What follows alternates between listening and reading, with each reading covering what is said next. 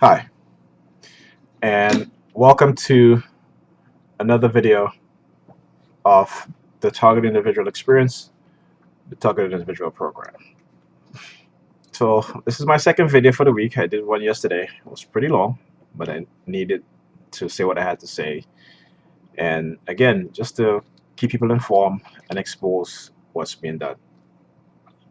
You know, when I do these videos, okay, I do it to help target individuals.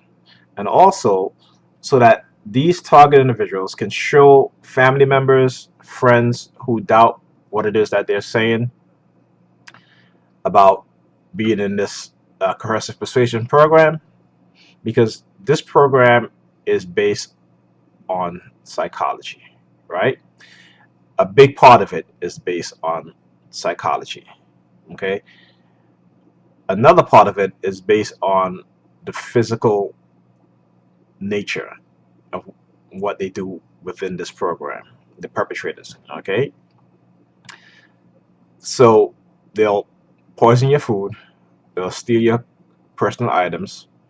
Um, if you have a bank account, they'll try to steal your money, okay? These are the type of things that happens, okay, to victims of this criminal coercive persuasion program. And as I said before, this program works in conjunction with a non-consensual human experimentation program. Okay, that for me is almost difficult to prove, and I say almost. Okay, me myself have been illegally microchipped. Okay, and I believe it was done in a police precinct cell. Okay, because after that happened to me, where I was arrested, the next day I went home, and the next morning I got up to go to work, and then I saw, a fire truck passing by at the exact moment that I left my apartment building. But it didn't stop there. Got on the train, uh, got off my stop, got out of the train station. There was another fire truck passing by. Went into work, left work, went out to lunch. There was another fire truck passing by. Left the restaurant that I had lunch in, walking back to work. There was another fire truck passing by, and they were using their sirens in a loud manner. Okay, left work to go home, walking to the train station. Another fire truck passing by. Got out of the train station, walking home. There's another fire truck passing by, siren blazing.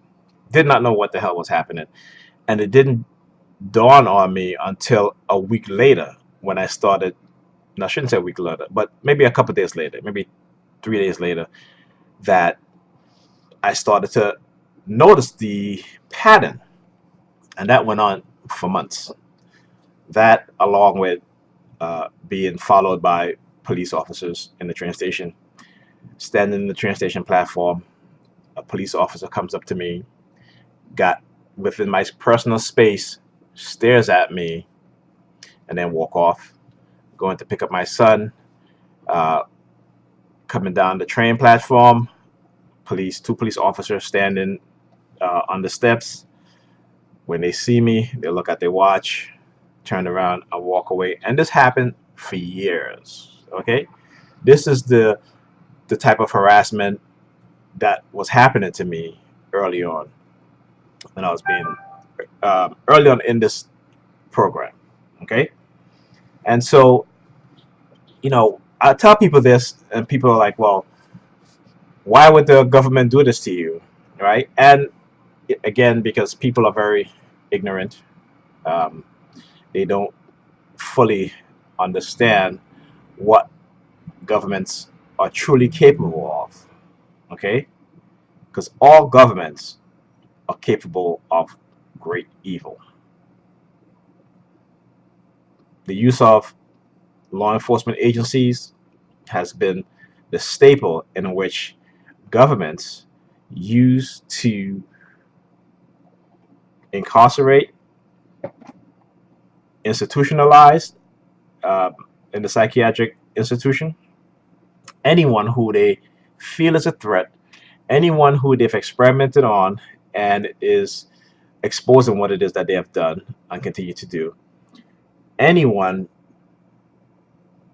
who think outside the box, anyone who is influential, and they also consider a threat, they use uh, psychiatry as well as setting them up.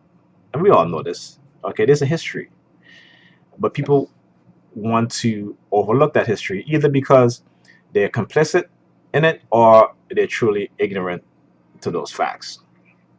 So when people say what makes you so important, I would say to them, well, what make those black men so important that the government would experiment in them using syphilis?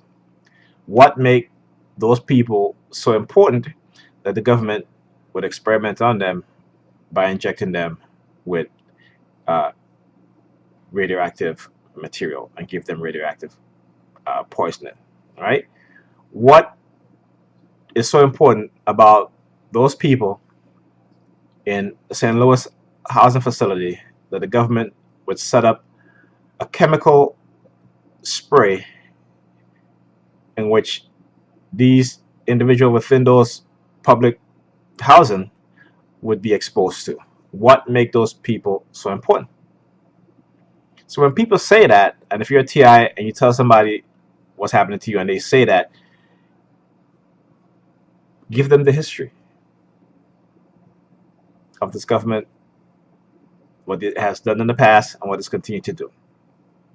The difference is now, in society today, we the victims of non-consensual human experimentation and criminal coercive programming have certain tools that we can use to show and prove what we are saying. We may not be able to prove uh, the directed energy part of our targeting, and when we try to get evidence of microchip that has been implanted in our bodies, we are being denied. It took me a while before I can get a MRI done, and when I finally got the MRI done, I felt like they switched the scan because of what they were doing while I was there, waiting to get the MRI. Okay, now I may have gotten lucky in terms of proving the damage to my brain that they've caused me, but when it comes to proving that I have an implant, which I know I do, I have been denied that. Okay, not also that, but they've tried to um, hide the evidence of my spinal damage, in which I had to actually go to get the MRI twice because the first time I believe they claimed that they couldn't find it, they lost it, what have you. So I had to go back a second time and went to another facility. So if you're a TI, you're trying to seek evidence of the bodily harm that's been caused to you, don't just go to one um, facility to get an X-ray MRI.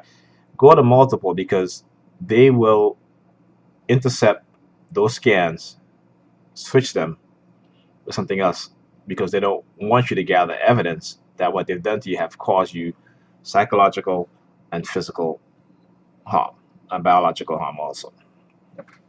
Okay, so let's talk about one of the things that how they well, one of the things what they try to do to me to try to shut me up is to make me believe that the more I expose this, the more I talk about this, that I'll be arrested or um, I'll be institutionalized. you know I'll be labeled crazy. Well, I was already labeled with a psychiatric illness, which is paranoid delusion, right? That was my initial diagnosis. Okay. And it was interesting that whenever and I used to see a therapist. I said, actually, I saw a few therapists over the past 20 years. And they all just brush what I was saying aside and just want to put me on medication. But the one thing being on medication did not do was to stop the psychological attack. So at that point, that's when I knew that something is just not right. Okay. And doing a lot of research, even when I was on medication, still doing research, understanding that, what they did to me has caused and induced paranoia in my mind. Right. And so being able to try and overcome that, because I've always been a person who is a problem solver. Okay. I like to solve problems. Sometimes, something will happen to my computer and, I'll be on there for the whole day, you know, trying to figure it out and figuring out, what happened and correcting it and fixing it. So I've always been a problem solver. And again, solving this problem in which, you know, I try to you try to show, the professionals, the psychiatrists that, hey, this is really happening. Here's my evidence. Go to my YouTube channel, look at my videos. Okay, I give them pamphlets, articles talking about coercive persuasion, and they just put it on their desk and don't even look at it. Family members give them the same information, they won't even look at it. Okay, so I start to think, well, what's going on? Have they been programmed to ignore everything that I say that's happening to me? And you know, it turns out that yeah, they've been manipulated. They've been uh, manipulated into silence.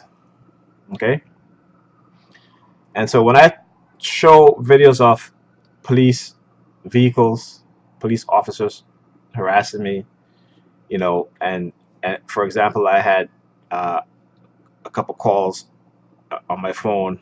I got a voicemail uh, with people calling me the N word, because I think it's funny. So they made a song. There's a song called "Hey Brother," and whenever uh, the singer says "Hey Brother," they will uh, beep out the word "brother" and replace it with the N word. Okay, so yeah, what makes me so important? The fact is that you don't have to be important. The government will not experiment on people who are important. You know, so they got people in society thinking that only the government only experiments on important people. Well, let's think about it in this way, right? If a person is important, meaning that they probably have some sort of clout or power, they may be wealthy, you think the government is going to experiment on that individual? No. I'll tell you why. Because that individual will have the financial uh, ability to sue the government and possibly win.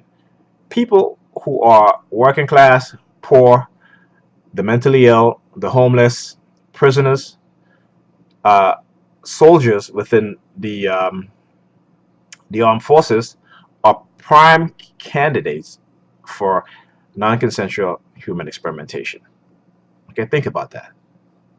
All right, so please, uh, no more of this. What makes you so important that the government would do this to you? That to me is total ignorant.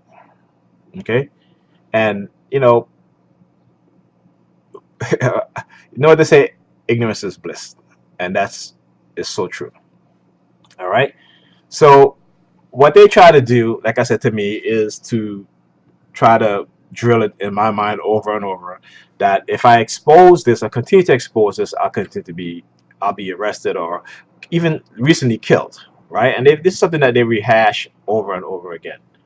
Okay, because again, this is the type of the dominating uh, thing that they do. They want to dominate you. They want to pound it in your brain until you accept it, and then you no longer fight against it. Well, when it comes to me and others who are fighting back, we will not accept it. We will not be silenced. Okay, don't care what you do. We will continue to expose you and exposed to things that you're doing. And I'm talking to uh, the architect of these programs and those who participate in those programs. Okay, so uh, let's get to the video. Well, actually, let me just read this, right? Because this is, and I've read this before, but I need to read it again, and I always do this, okay? So you guys should be used to it by now. Constant state of interrogation, indirect communication, and psychological disorders. Ivan Pavlov. The group can begin by saying the individual name, specific words, different sound, and use other distraction action to attract the individual attention. The targeted individual realized that the group is using some form of harassment and begin to listen to the group around him. The group meaning the people, I've shown where these people works in groups, right? Whether it be two or three or more, they work in tandem. Using indirect communication, the group can insult the target, attack the target dignity, integrity, or self-esteem, threaten the victim, ask questions, and continue to use specific words and sound to attract the targeted individual attention. Now, why do they use specific words and sounds? For me, it's the police sirens. Um, you know, Early on in my targeted, I talked about um, waking up like every hour at a specific time, the minute, right? So I will wake up at 1:32, 2:32, 4:32, 5:32, and when I wake up at that time, I, when I open my eyes, there was a police siren, and it was like whoop whoop. Okay, when I go use the bathroom, right, to pee, again whoop whoop, and this happened almost every night. Okay, every single night. So I was conditioned to that sound. So when they do that, I know that okay, they're surveilling me. They're probably watching me inside my home, and they're tracking me, right? Not also that, but they use the silent sound spectrum to wake me at night at those specific time, and then use with the conjunction with the sirens, with the surveillance, they work in tandem with one another. Okay, so it says the indirect communication is also a form of conditioning that can lead to psychological disorders in which the victim feels that he is in a constant state of interrogation. For example, the victim may go to a different environment and hear sounds, words, and questions. Because of the indirect communication and conditioning, the individual may feel that he is still in a state of interrogation and believe that the individuals are trying to interact with him. Normally, people would simply tune out the sounds and conversation of other people. This tactic is also used to induce paranoia. Okay, so there you go. All right, so now we talk about the constant state of interrogation can also be used or combined with unfinished ambiguities. The constant state of interrogation tactic involves constant distraction and indirect questions, and this can be combined with unfinished ambiguities. For example, his work is, he think he is, he think he's, he think his. This leaves the victim guessing or wondering what, and it can induce frustration or uncertainty. It can also be used to negatively condition a person as to always assume the worst or negativity from ambiguity's negative condition. Okay. Uh, I'm not sure if I've told this story before. Okay, but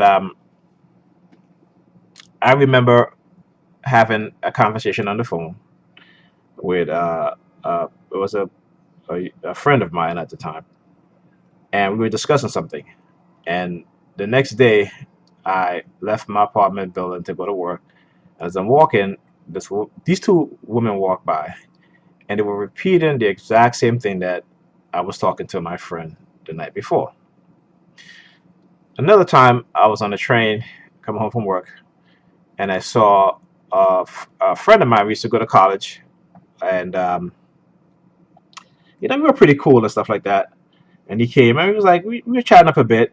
And then all of a sudden he starts telling me this story about, how his brother um, was accused of some crime, and, you know, something like, I think he was wanted for a couple months, what have you. And he went to the police precinct, and, I think he said that he released him for whatever reason. Okay. And,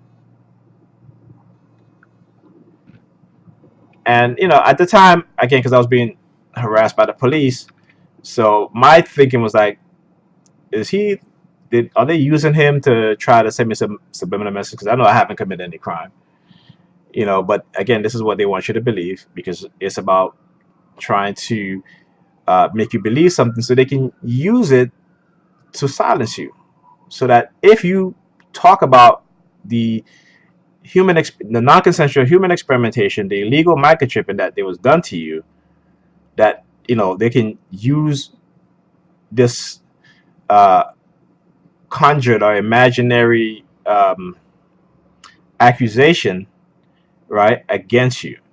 Because remember, this is psychology, and these people are expert at psychology. Okay, and they know how to manipulate people in every single way. Okay, in every single way. All right, so this is something that you know that when I begin to reflect on, and I'm like, okay, because reading and studying about psychology, about coercive persuasion programs, uh, about non-consensual experimentation, you see a pattern. Okay, you see a pattern of suppression, and not just the story, but the person who they have experimented on. Right? They use these same tactics, and not just in non-consensual human experimentation in order to silence the victims, but they use it on whistleblowers. They use it on people, particularly police officers and law enforcement, who come and expose the crimes within the department. They use it on these individuals also. Okay, so this is wide ranging. Okay, I'm talking about the coercive persuasion program. Okay, in order to discredit individuals, to give them a and label them a mental illness, right? I'll label them being mentally ill. Okay. All right. So let's go on to the video, because you know, like I said, when they start targeting me this heavily, it is a perfect opportunity that I have to remind myself to constantly record my interaction with people outside. Okay. And so yesterday, after doing my video, I went to pick up the kids from after school. And lately they've been using the patriotic theme. See a lot of cars driving by with the American flag, a lot of people wearing jackets or shirt with the American flag. And I've talked about this before, the use of the patriotic theme. Okay. So here I am walking to the corner. A woman come out of the building. Okay. Wearing the shirt and the pants with the American flag. And then you'll see at the intersection there was a police car there, but it was blocked by this UPS truck, right? So I guess it's something that they didn't expect. So what happens is that you'll see the police vehicle will now start to drive very slowly, because you see they want me to see them, but because the truck is in the way, now they have to drive very slow till I get to the corner.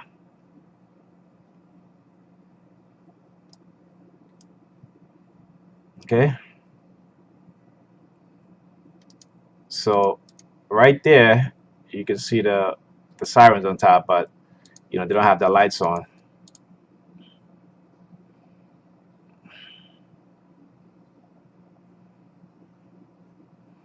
Okay. All right. Go to the next video. So here I am, leaving Pam's house. because I'm about to go home for the night. Just to relax and rest because we got into an argument again because when they're targeting me so heavily and they start to microwave us, we always get into an argument. And I didn't accuse her of targeting me. That's the one thing that I've learned is that you know when I keep saying that to her, then eventually it becomes a trigger, and that affects her emotion. So I didn't say that. We were just arguing about the night before when and I put my arms around her waist, and she was like, "Your hands are heavy," so I moved it, and I put my hand on her hips, and she turns around, she's like, "Don't touch me. I want you touching me." She's like, we could sleep in the same bed, but I don't want you touching me. And it was just very. I mean, it was surprising. I mean, she'd done it before because the past couple of weeks they've been targeting us very heavily, targeting me very heavily, and microwaving us very heavily. And so, hey, there are the sirens. So again, this is what they do, right? This is and I'm glad, you guys, when you watch the video, you can hear it because this is what I'm talking about. So that's one of the sounds. Ooh. See, I just said it, and you hear it again. Okay, that's one of the sounds also that I've been conditioned to. That long or the whoop whoop. Okay, so left, got in the car, and I noticed that I had to go get gas. Right now, I want you guys to pay close attention. So I had about a quarter tank of gas left. Okay, so you know, they may have looked in the car to see, where the needle is on the gas needle. So again, they figured, and that's how I can tell you how they study me because they know me, and guess what? I know them too. I know exactly how they behave, how they act when it comes to certain things, and so just as how they anticipate my move, a lot of times I can anticipate their move also. Okay.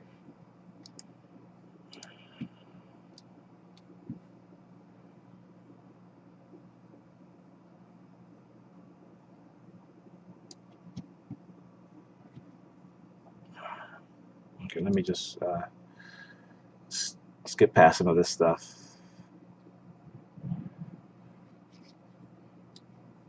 So I'm at the intersection. Waiting for the light to change.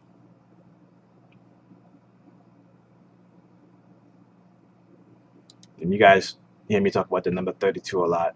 So I've been seeing that number a lot lately, repeatedly, at a very high rate. Okay. So as I turn,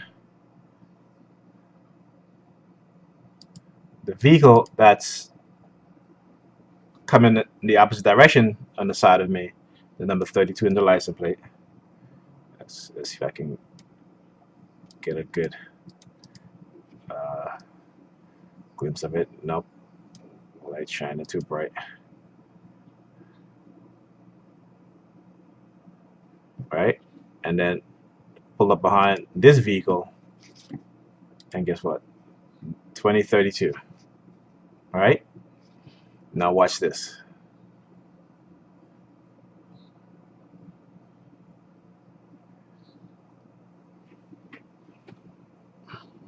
Yep. Okay. So now you'll see this guy here. If you look at the right, it's kind of blurry, but you can see there's a guy there. That's him right there. Okay. You see he's standing there and he's looking away because he doesn't want his face caught on camera. Then he grabs his crotch. See where his hands is at? Okay. See that? Okay. Okay, so let's go back a little bit. I'm just going to let this play. I'm not going to pause it. He walks towards me, grabs his crotch. And, they'll also do sexual harassment. Because I've talked about this before, where these guys will be walking towards me, and since they see me, they start grabbing their crotch. So this is what it is that they're doing now. So again, this is all orchestrated, planned. This is the mind control technology at work. Okay.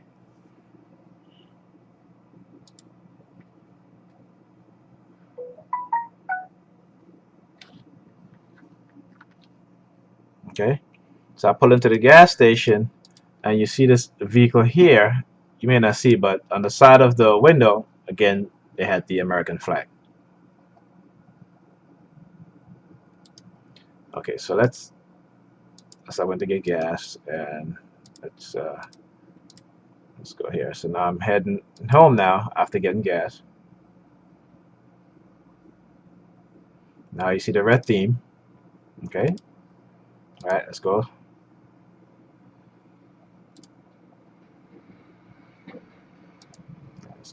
As I turn, now watch. See the guy in the red now? He's gonna walk into the street looking at me.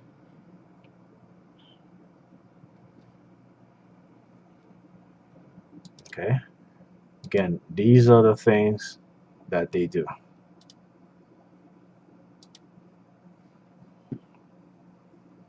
But like I said, I'm gonna expose everything that they do.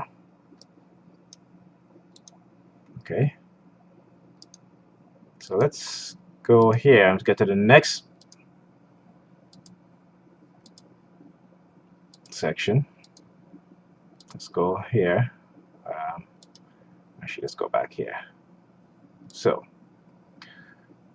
okay, to go back a little bit. That's too far. All right, right here.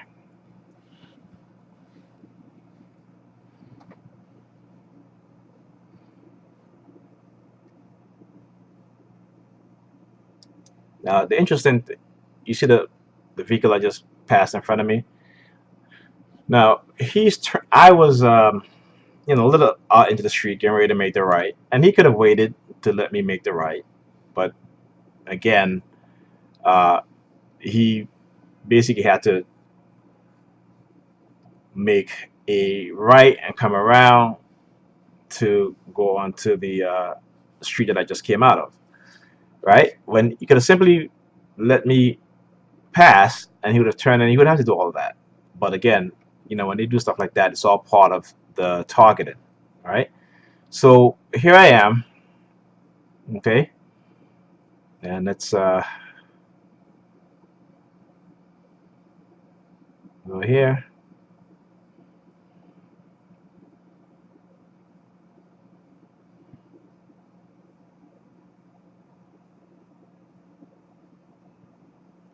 Okay, so you'll see I'm at the intersection. I'm waiting for the light to change. I want you to look at this car on the right. This last car here. Now you see this guy gets out of the car. Again, also the first three letters of his license plate is JEA. Okay, and lately, like I said, I've been seeing also a lot of vehicles with the license plate with the first three letters JEA, and I've started to see them on my block as well as on Pam's block.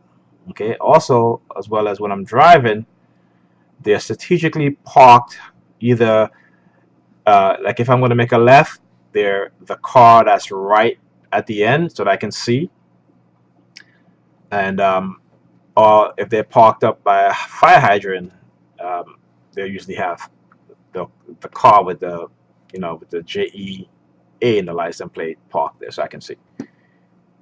Okay, so he comes out, see him right there.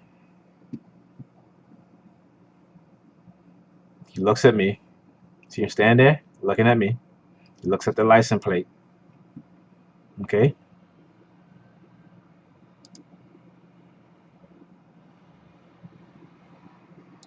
okay. I'm gonna narrate. I know the radio's on, so try to avoid a copyright strike.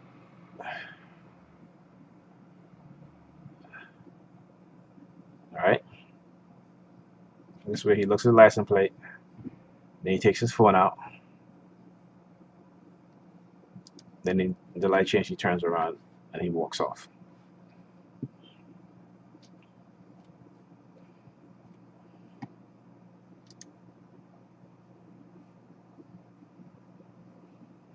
And I should have said the whole license plate, but for whatever reason.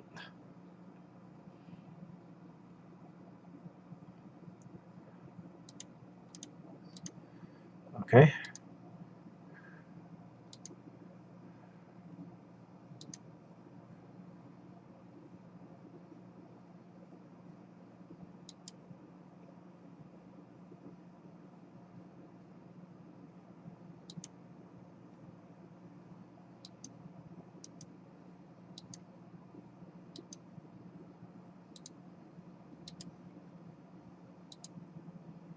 Okay, and then you'll see the where, like I said, car parked by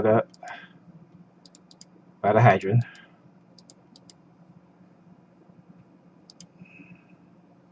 Okay.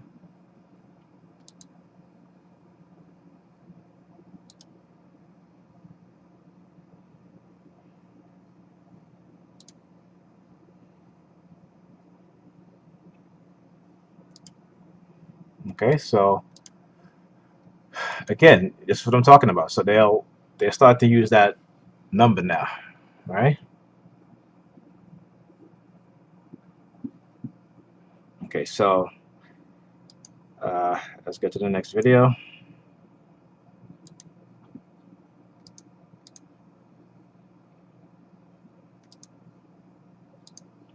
Okay, and that's this morning.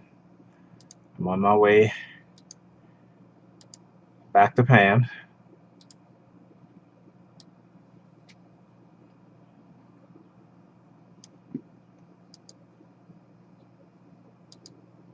Oh wait, forgot this part right here.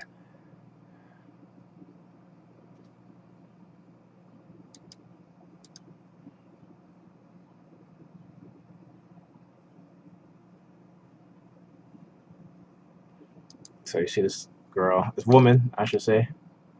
Uh, she's holding her jacket in her hand. Then she starts to do these hand signal again. She see her hand reach over to her ear because the other one is holding the jacket. So she starts putting her fingers in her ear.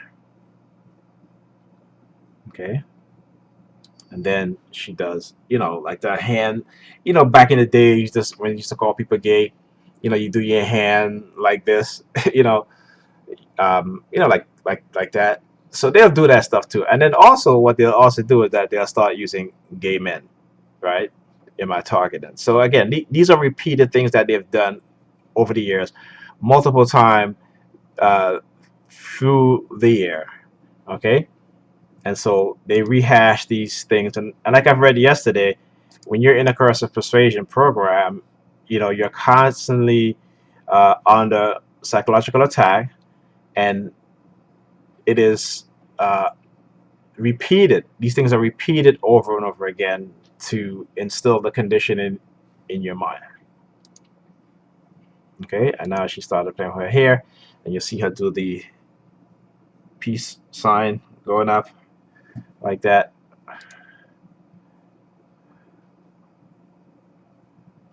And now she walks across the street and she does this. Okay, and what happened? Because again, see this guy standing here. Again, they all working in tandem with one another. So my focus was on her, and now you'll see him. He does the hand signal, hand behind the head. And again, I'm not trying to target any TIs. I'm just showing what it is that he's doing. Again, this is a trigger, right? And when they do these things, right, it's because you and I have been brainwashed. So they've placed these anchors and triggers in our minds, whether it be uh, how you think, your emotions, okay? Um, so when they do certain things like that, there's words that they've placed into your mind that will immediately be said in your mind, right? Your internal voice is going to say these things, right? And again, it is all negative conditioning. Okay, or you may get a negative feeling. Okay.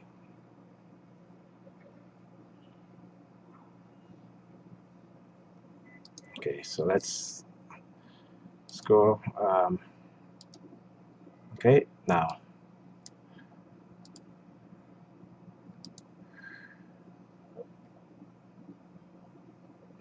I want you to look at the vehicle on the left that's parked. Okay,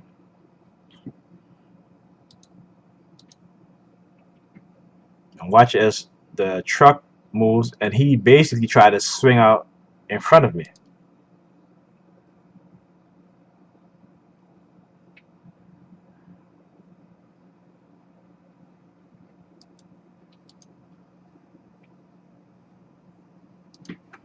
Okay, all right. So again, that's hence the reason why he just kind of cut out in front of me, and that was close to the vehicle in front.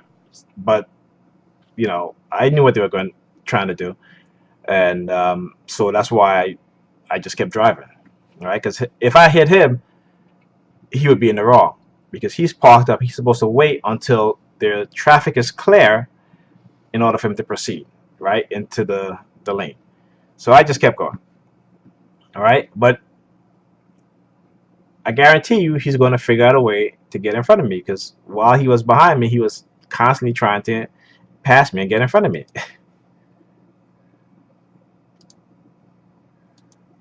Okay, so let's get to the part where he's able to get in front of me, which is right here. So, okay, so you'll see right here now, he just squeezed them because there was no car parked here.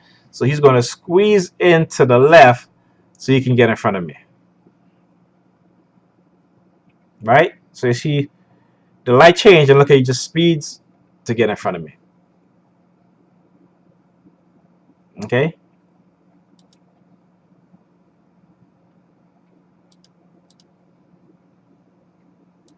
Okay?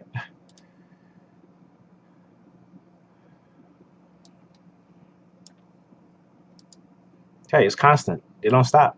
You know, they'll try to either run you off the road, uh, try to make you have an accident. They've tried to do this to me many times.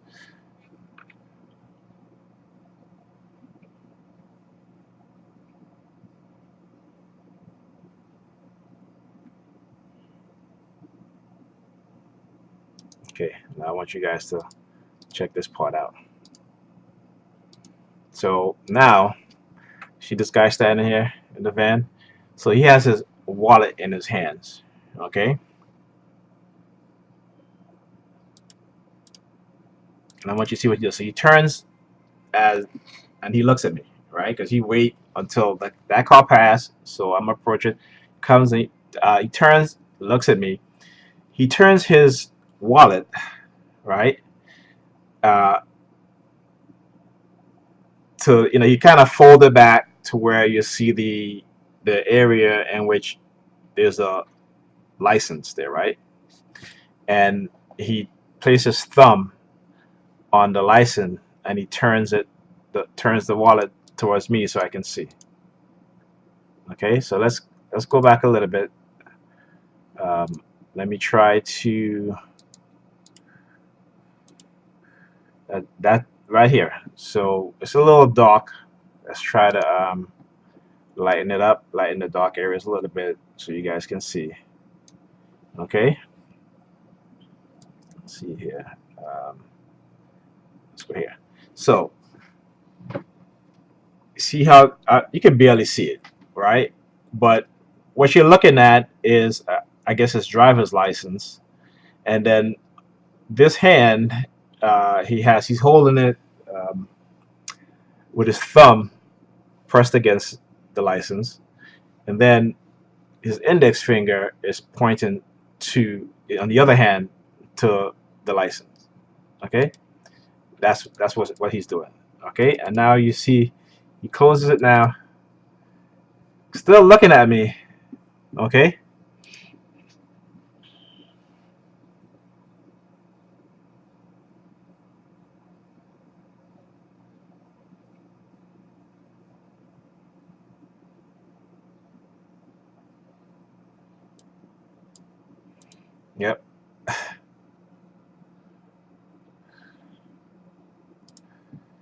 it's a continuous thing that they do.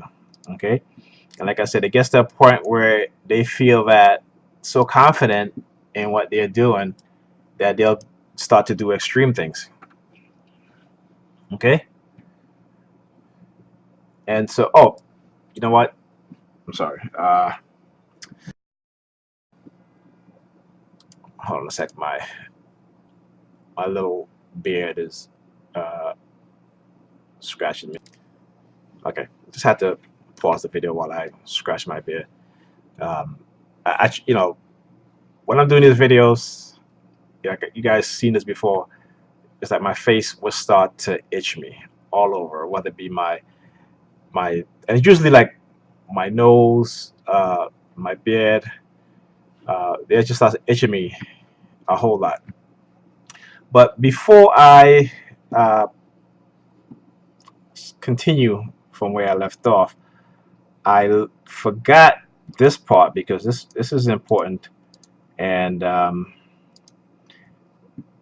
forgot to explain this part because I think I kind of jump ahead too quick. So let's go back. This is where I'm going, pull out the parking space to go to Pam's. Okay, I'm gonna let it play because I want you guys to hear something.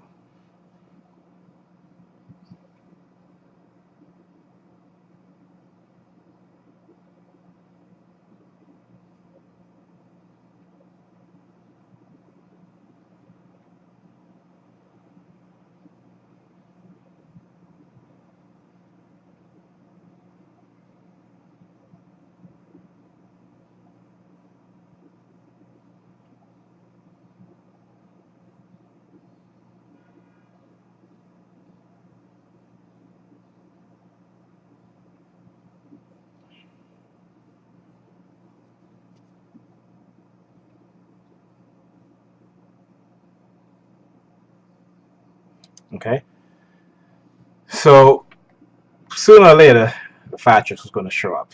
So the fire truck was behind me, going in the uh, going up the other block, right? So I just wanted to show that because it's important. Because coming up here, let's play the video. Let me skip past some of these things. You guys hear a lot of sirens going on outside. Why? Because they know I got a good video that's going to expose what it is that they're doing.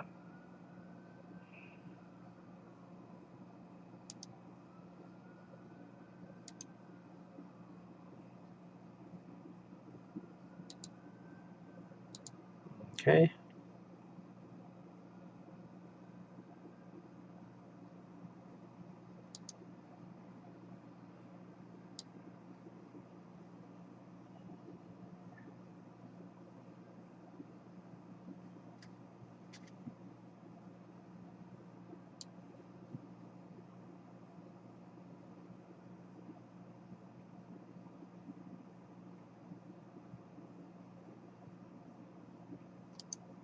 There you go.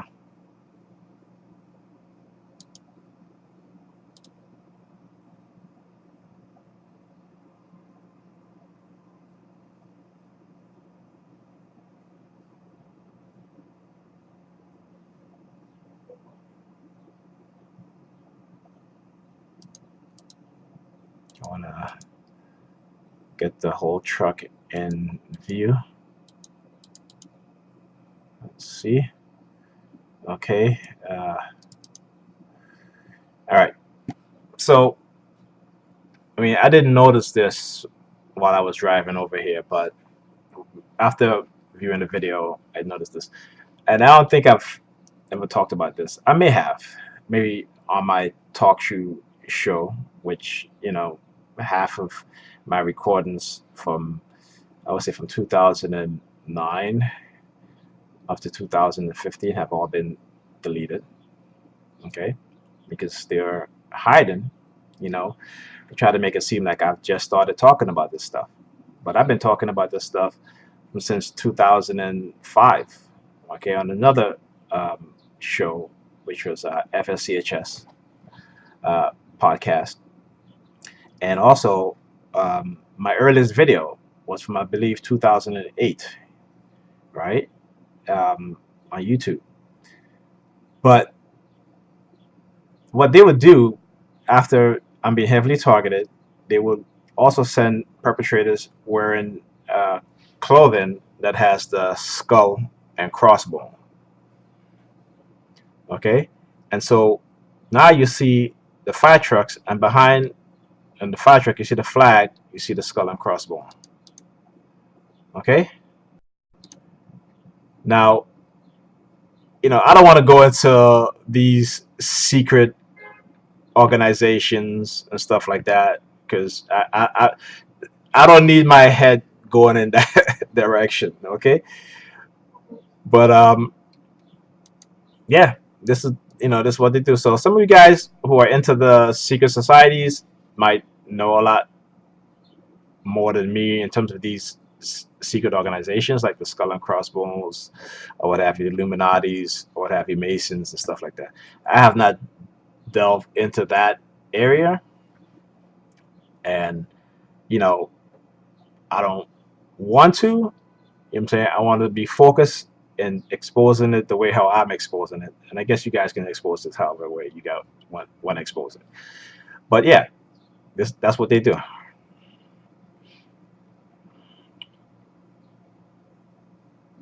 Okay, so let's go to the next video. All right, and okay, so now, and I had to zoom this up so you guys can see this. So this is like again another classic example of synchronization and perpetrators, how they work in tandem. So you see this guy here on the bike. Okay, he takes off his hat, fix it again. Uh, how they mask, and I talk about masking the targeted. So you'll see he's going to fix his hat. He's gonna put his hand behind his head, but again, that's another trigger, another hand signal. But then you'll see he's going to do it to where I'm able, when he put his hands behind his head, that I'm able to see the palm of his hand. Now, remember I talk about how they would target me, putting their hands behind the back with their palm out, or they'll walk and then they'll swing their palm to the side and then turn it to where I'll see the palm of their hand. And so you'll see him do it here. So I'm going to try to pause it. It's going to be very quick. So look at what he does, right? Okay, and then right here, see as he I'm not trying to target you guys. If you're a TI, it's showing exactly what he did. So he does like this, right? He does like this, and as he comes down, he goes like this. He turns his hand forward and then brings it down. Let's go back again, okay? Because we're not going to even talk about the two couple, the man and the woman walking behind him, okay? So watch here. See that? Okay, now man and the woman behind him. Now the guy, he's gonna put his hands over his mouth, okay, and then he's gonna move it past to his ears and then bring his hands down. She's gonna look at me, okay, and this is the second time she looks, okay, right here where she looks. Okay, then he turns around, he starts looking behind him, and then she just quick a quick look here. Okay, now check this out.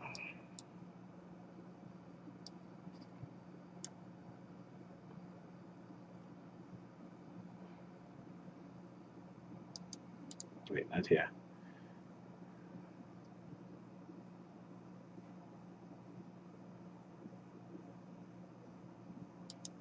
Okay, right here. So remember, I talk about how early on am I targeted, how they use the silent sound spread spectrum to condition me on the weekend, and I would just get up on a Saturday, get on the train, go to Barnes and Nobles on 14th Street, and as I approach Barnes and Noble, there would be, these men standing there, maybe one or two. And as I reach the entrance to Barnes and Noble, they will do this, give me the thumbs up, right? And do it that way, with their thumb facing, towards me. So you see this car driving, tinted windows, and you'll see this person stick their hand out and does this with their thumb. Okay? So I'm letting you guys know that what I was saying, you know what I'm saying, I wasn't imagining it. This was what's happening. This is going on 20 years, probably even longer. It's been almost 20 years since I've been aware of what's happening to me, in this being in this coercive persuasion program and being in this non-consensual human experimentation program. So it probably go back even further. Now I have a twin brother, and he started experiencing the same thing being in this program in the mid '90s.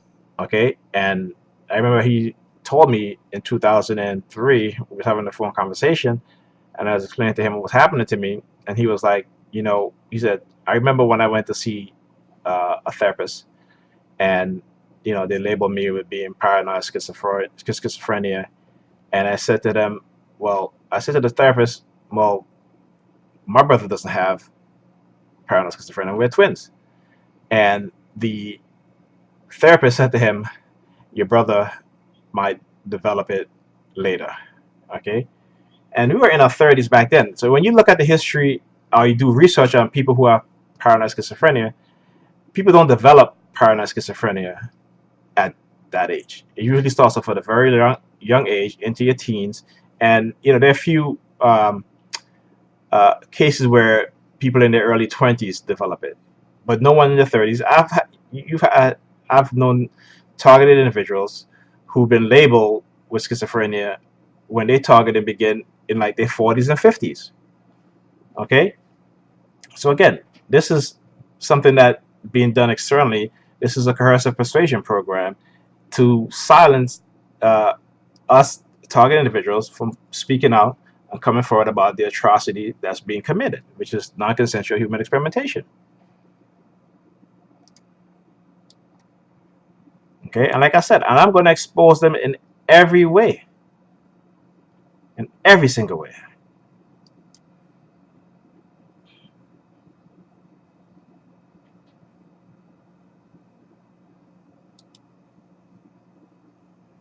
Okay, now check this out. So see the guy right here, as he turns, you see he pinches his nose.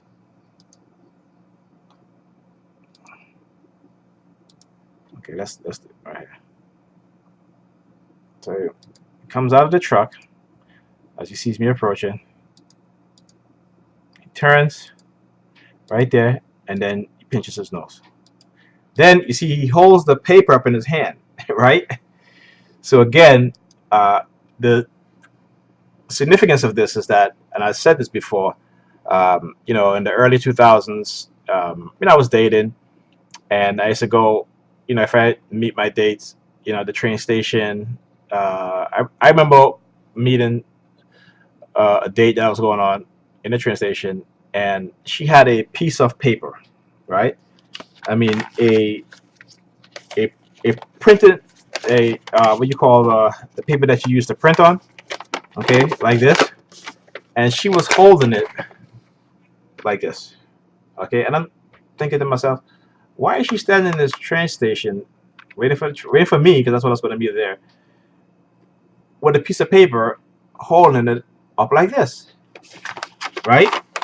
Then there was another instance where I had another date where the same thing happened, but this time she had a folded piece of paper doing this as I went to meet her.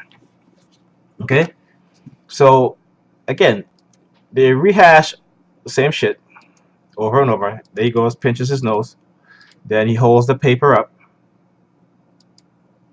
Okay, I think this is a yellow paper that he's having in his hand, and then the other side is white. Okay,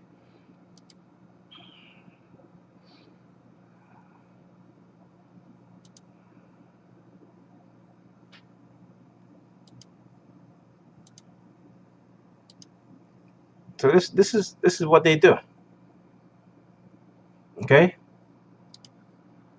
this is what they do. And the basic harassment, sexual harassment, uh, trying to make you have an accident. Okay, poisoning your food, right? Breaking into your home, stealing your personal belonging, destroying your property, right? If you have children, brainwashing your children, okay, using microwave technology, silent sound spread spectrum, microwaving your family, giving them instructions to target you. A lot of times they don't know what's going on. Okay, then when you start to experience what is called synchronization, then at that point you need to be aware that you're being blasted with microwave. Okay, and that microwave is operating on the frequency as the human brain, and they are given instructions of what to do. Okay, so I hope this video has been very informative as I try to show and prove exactly what's being done, particularly in this coercive persuasion program, and just let people know that this stuff is happening, and it can happen to any one of you. Okay, and I sincerely hope that it doesn't, because it's not a good experience. These people are part of a destructive cult. Okay, this is a government hiding behind psychiatry because they're committing non-consensual human experimentation and using these psychological programs to villainize, manipulate, uh, manufacture consent, uh, engage in setups and frame-ups through manipulation, okay, in order to blackmail uh, the victims of non-consensual human experimentation into silence. And they use the religious organization, they use police officers who are part of these religious organizations, and they use them as a tool to engage in uh, psychological and physical threats, the spreading of and slandering of the victim's name, uh, the